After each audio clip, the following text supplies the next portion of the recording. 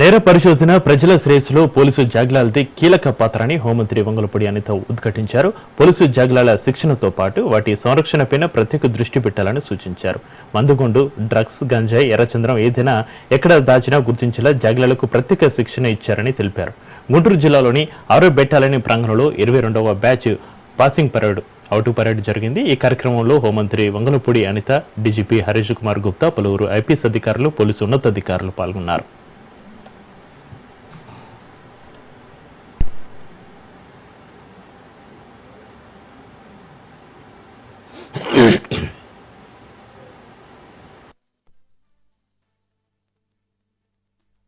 Batch canine handlers passing out పరేడ్కి ఇక్కడ రావడం నిజంగా చాలా గర్వకారణంగా భావిస్తున్నా.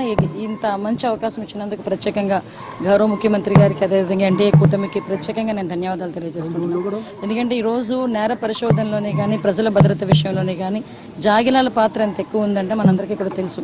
కానీ లాస్ట్ గవర్నమెంట్లో దీన్ని కంప్లీట్గా పక్కన పెట్టేయటం, ముఖ్యంగా మాదక ద్రవ్యాల అన్వేషణలో కూడా ఈ జాగిలాల పాత్ర లేకపోవడం ఇవన్నీ చూసి ఈరోజు గవర్నమెంట్ వచ్చిన తర్వాత ప్రత్యేకంగా గౌరవ ముఖ్యమంత్రి గారితో మాట్లాడిన తర్వాత జాగిలాలని, స్నిఫర్ డాగ్స్ని పెంచాలి అనే ఉద్దేశంతో ఆ రోజు గౌరవ డీజీపీ గారికి, అదేవిధంగా డీజీ గారు, మన ఇంటెలిజెన్స్ డీజీ, అడిషనల్ డీజీ గారికి ప్రత్యేకంగా చెప్పడం జరిగింది.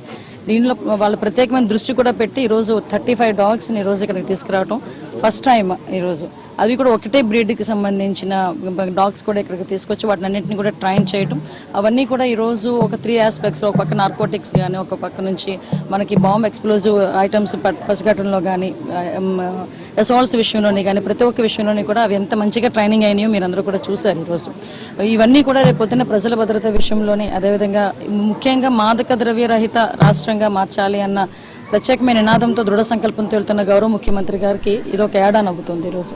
ఎందుకంటే ఈరోజు ప్రత్యేకంగా జాగిలాలను కూడా ఉపయోగించుకొని మాదక ద్రవ్యాల డిటెక్షన్లో ప్రత్యేకంగా వాటికి ట్రైనింగ్ కూడా ఇవ్వడం జరిగింది.